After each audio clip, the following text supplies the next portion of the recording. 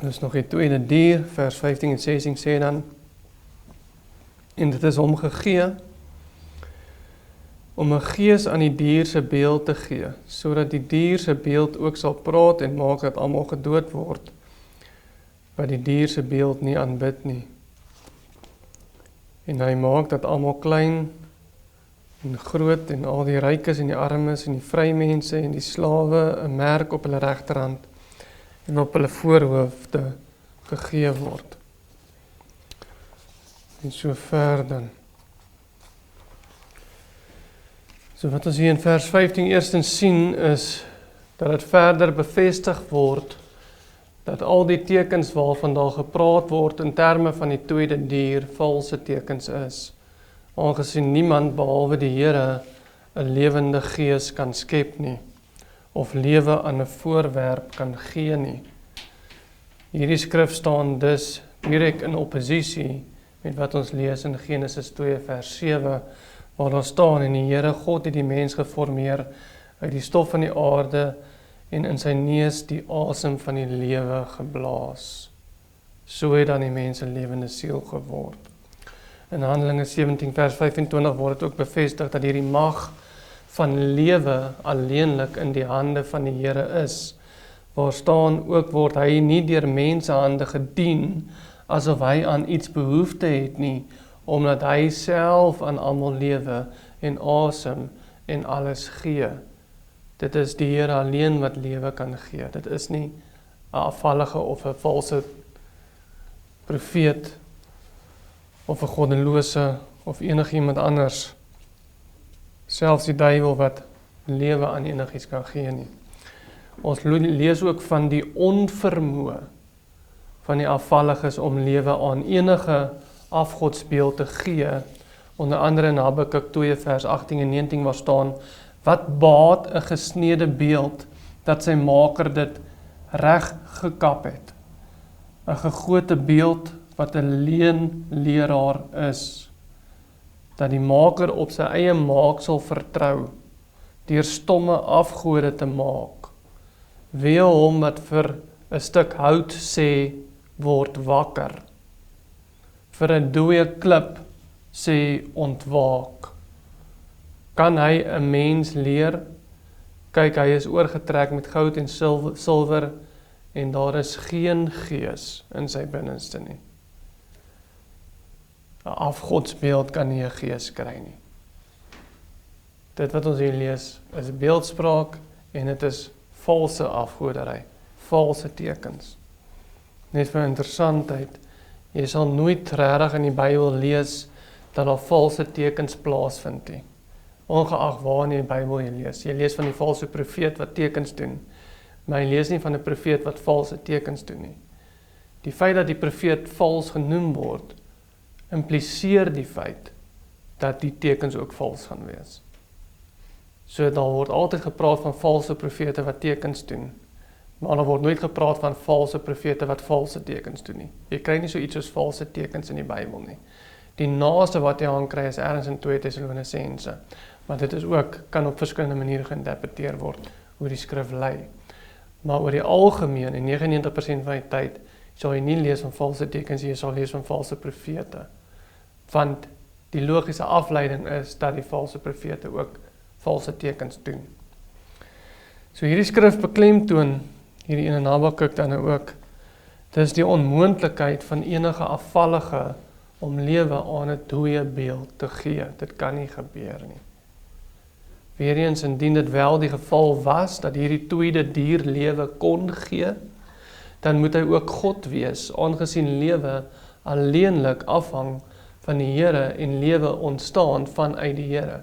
En dit die Here is wat lewe gee, en hy alleen. Dit bevestig dus bloot die valsheid van hierdie tekens, en die feit dat hierdie hoofstuk oorweldig van beeldspraak gebruik maak. Om aan te sluit by ons opening van hierdie afdeling, vind ons ook dan nou die antithese, of althans die anti-christelike teebeeld van Christus in hierdie dier. Want net soos Christus gesê word om lewe te gee, So wil hierdie dier ook dieselfde doen. Julle sal onthou in die begin van hierdie afdeling van die tweede dier het ons gesien al die verskillende maniere hoe hy presies dieselfde as Christus probeer wees. Hy's 'n anti-Christus, hy's 'n vals Christus. En hierso doen hy presies dieselfde, deur om te maak asof hy kan lewe gee terwyl hy nie kan nie, maar Christus kan, soos ons onder andere lees in Johannes 5 vers 21, want soos die Vader die dode opwek en lewend maak, so maak ook die Seun lewend wie hy wil. En hierso wil die dier dit ook doen, maar natuurlik kan hy nie. Hy's 'n vals Christus. Die dier wil dus dieselfde doen as Christus, maar dit is 'n valse Christus. En so is hulle nie deel van die ware gemeente van gelowiges nie, hulle is deel van die sinagoge van Satan. Dit is die afvallige geloof. Jesus het gekom om skeiding te bring tussen die ware geloof en die valse geloof. Dit begin by die ware Jode en die valse Jode. Dis die skeiding wat ons hier sien. Hulle is nie deel van die kerk nie, hulle is nie deel van die gemeente van gelowiges nie.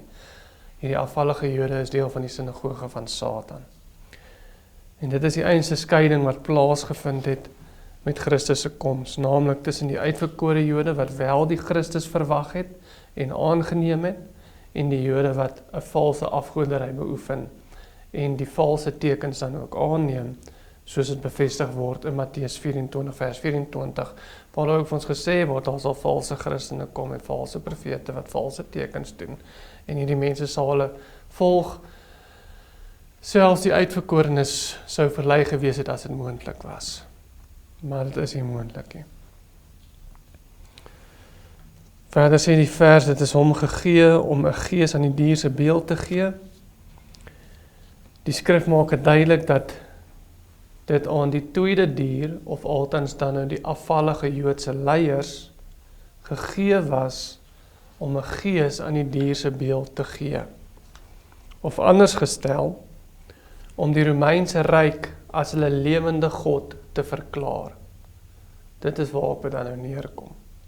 Hulle gee 'n gees aan hierdie beeld, hierdie afgodsbeeld of hierdie eerste dier se beeld. Hulle gee 'n gees, hulle maak hom lewend, en so verklaar hulle die Romeinse ryk as hulle lewende afgod. Die beeld dien bloot as 'n verwysing na afgoderry. Afgoderry. Naamlik dat die Jode, die tweede dier, die Romeinse ryk, die eerste dier, aangeneem het as hulle God, eerder as wat hulle Christus aangeneem het as hulle koning. So het hulle die Messias verwerp, en die Romeine, of die Romeinse keisers hulle koning, Christus is nie.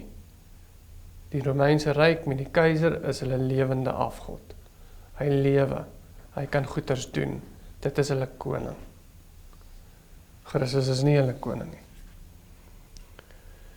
Die vraag kan dan ook natuurlik gevra word, deur wie was dit aan die Jode gegee om die Romeine as hulle lewende afgod te verklaar, aangesien dit sê dis aan die dier gegee om hierdie gees of lewende gees aan die eerste dier te gee.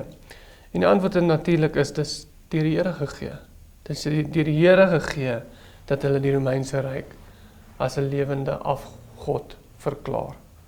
God het dit vir die afvallige Jode gegee om die Romeine te volg eerder as vir hom. En dit is ook die enigste interpretasie wat deur die res van die Bybel vir ons bevestig word. Daarom lees ons in Romeine 11 vers 8, Paulus sê van die afvallige Jode, soos geskrywe is, God het hulle 'n gees gegee, 'n gees van diepe slaap, oë om nie te sien nie en ore om nie te hoor nie, tot vandag toe. Of soos Jesus sê in Johannes 12 vers 39 tot 40, daarom kon hulle nie glo nie, omdat Jesaja ook gesê het, hy, dit is God, het hulle oë verblind en hulle hart verhard, sodat hulle nie met die oë sou sien en met die hart verstaan en hulle bekeer en ek hulle genees nie. Die uiteinde dus van hierdie blindheid wat van God afkom, die uiteinde van daardie blindheid, sodat hulle nie sien en bekeer nie, was dat hulle die Romeinse keiser as hulle koning verklaar het en Christus doodgemaak het. Dit is letterlik die uiteinde van die blindheid wat deur God gestuur is dat hulle die keiser eerder as koning vat, dat hulle hom 'n lewende afgod maak, eerder as wat hulle Christus aanneem as hulle koning. Dit was die uiteinde van hulle blindheid. En dis ook verwoesting. Verder sê die vers, almal is gedood of gedood word wat die dier se beeld dan nou nie aanbid nie.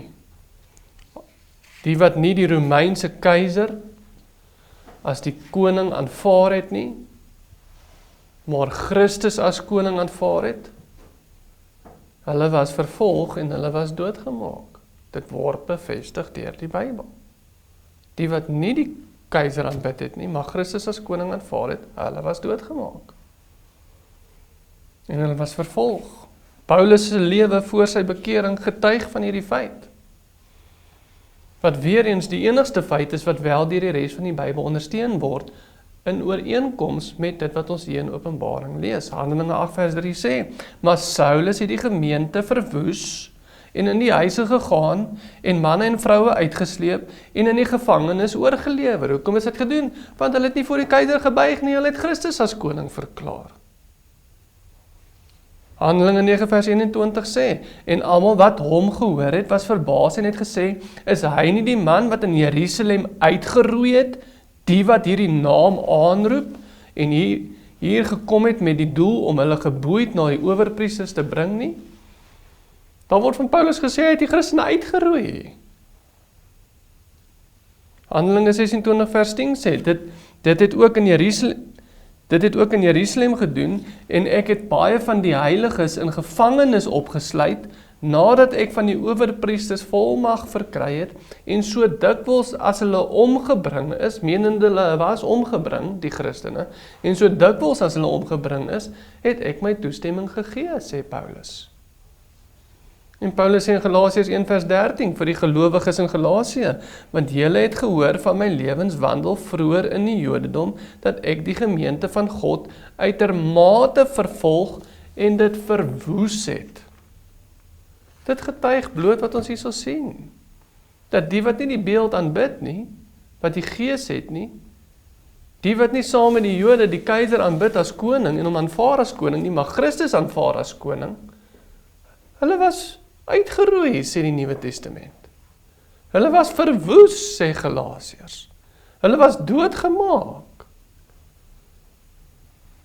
Dit bevestig bloot wat ons in die res van die Bybel sien.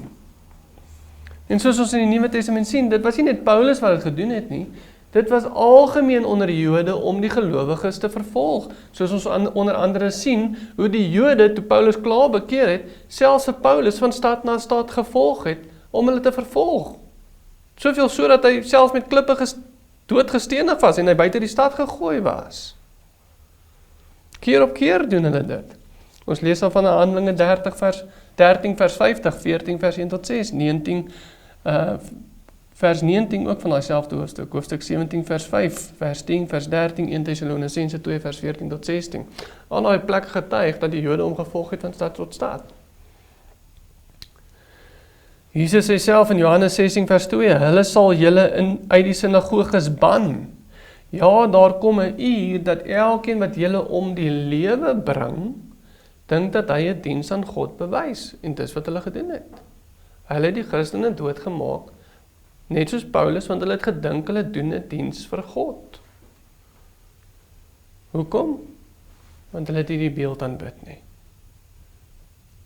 Hulle het nie die Romeinse keiser en die Romeinse ryk aanbid, soos wat die owerpriesters gesê het, ons koning is die keiser nie. Hulle het Christus as koning verklaar. Hulle het nie voor die beeld gebuig nie. Daarom was hulle ook doodgemaak, almal wat nie die beeld aanbid het nie. Die enigste God aan wie hulle wel 'n diens bewys, is hulle afgod. Dis die diens wat hierdie afvallige Jode bewys.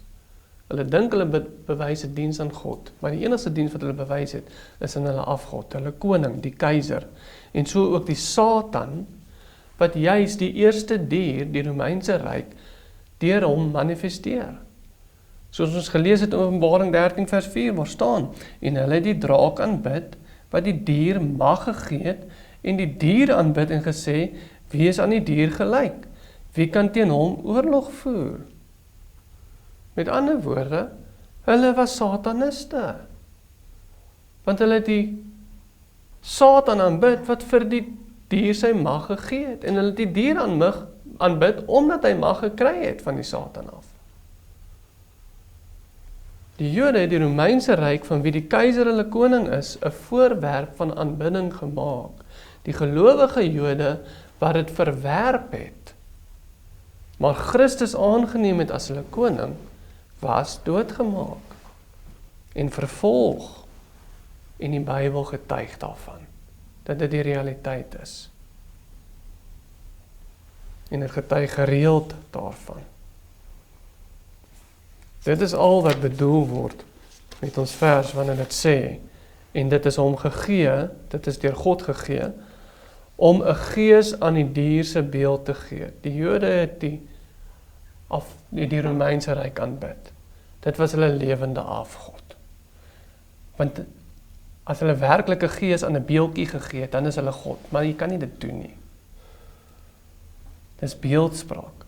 Sodat die dier se beeld ook sal praat en maak dat almal gedood word, wat die dier se beeld nie aanbid nie. Natuurlik is dit ook satanisme, want dit is die duiwel self, die draak self, wat hierdie dier werk.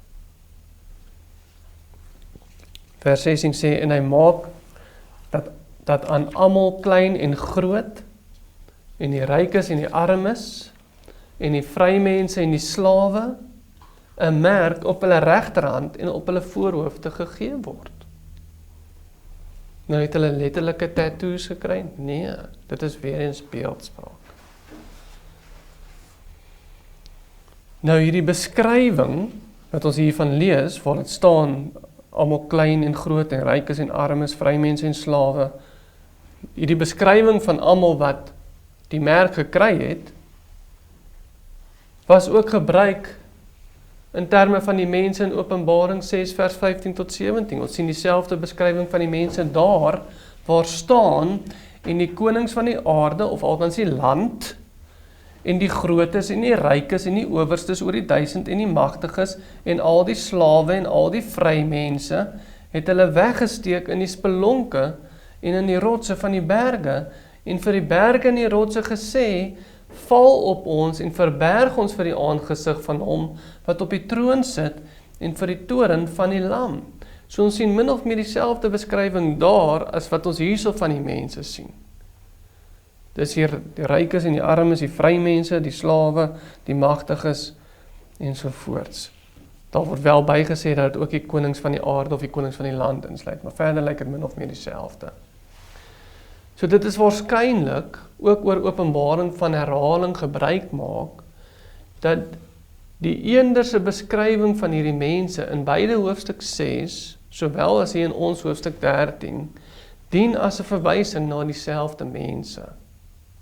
Hulle word op dieselfde manier, nie presies nie, maar min of meer op dieselfde manier beskryf. Die mense wat min of meer dieselfde beskryf word, volgens Openbaring 6, is niemand anders as die mense of as hulle wat ook vir die rotse gesê het, maar val op ons nie. Dis wat ons daar in Openbaring 6 nou net gelees het. En die konings van die land en die grootes en die rykes en die owerstes oor die 1000 en die magtiges en al die slawe en al die vrymense het hulle weggesteek in die spelonke en in die rotse van die berge en vir die berge en die rotse gesê, val op ons. So hulle sê, die mense wat dieselfde beskryf word in hoofstuk 13 as wat in hoofstuk 6 beskryf word. In hoofstuk 6 word hulle min of meer dieselfde beskryf en daar sê hulle, die berge moet op hulle val, as gevolg van God se toorn wat oor hulle kom. Die wat dit sê, is weer niemand anders as die wat in Jerusalem woon nie. Want ons lees in Lukas 23 vers 28 tot 30 daar staan, maar Jesus het hom omgedraai en vir hulle gesê, dogters van Jerusalem, moenie oor my ween nie, maar ween oor julle self en oor julle kinders. Want daar kom dae waarin hulle sal sê, gelukkig is die onvrugbaar is, en die moederskote wat nie gebaar en borste wat nie gesoog het nie, dan sal hulle vir die berge begin sê, val op ons, en vir die heuwels bedek ons. Dis die dogters van Jerusalem, dis die mense van Jerusalem, dis hulle kinders wat gaan sê, die berge moet op ons val. Dis die kleines en die grootes en die rykes en die armes en die vrymense in Openbaring wat sê, die berge moet op hulle val. Dis die Jode. Dis die kinders van Jerusalem wat so sê. Jesus het gesê, hulle gaan so sê, hier in Openbaring sê hulle dit, en die mense word op dieselfde manier ook beskryf in Openbaring 13. Die grootes en die kleines, en die rykes en die armes, en die vrye mense en die slawe. Dis dieselfde mense. Die punt is, dis 'n verwysing na die Jode in Jerusalem. Dis waarvan hier gepraat word. Dit is hulle wat die merk gekry het. Dis nie die hele wêreld nie. Dis nie die hele afvallige wêreld, ergens in die toekoms nie. Dis die Jode, die afvallige Jode in daai tyd, wat die merk gekry het. Die merk is beperk tot 'n spesifieke groep mense. En julle sal sien, dit kan dalk nog geargumenteer word, maar ons sal nou sien, dat dit eintlik nie geargumenteer kan word nie. Maar vir nou, dit is die inwoners van Jerusalem, wat hulle self sal verberg vir die aangesig van die Here, en van sy toren, juis oor God se toren oor hulle sou kom, binne daardie generasie. Dit is hulle wat beskryf word as die wat die rotse gaan roep om op hulle te val, en wat beskryf word as die grootes en die rykes en die owerstes oor 1000 en die magtiges en die slawe en al die vrye mense. Dit is die afvallige Jodendom wat die merk van die dier ontvang.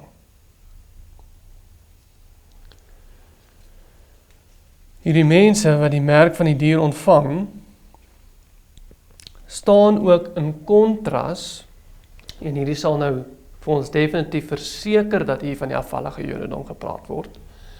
Hierdie mense wat die merk van die dier ontvang, staan in kontras en in oppositie teen die wat die merk van die Here ontvang.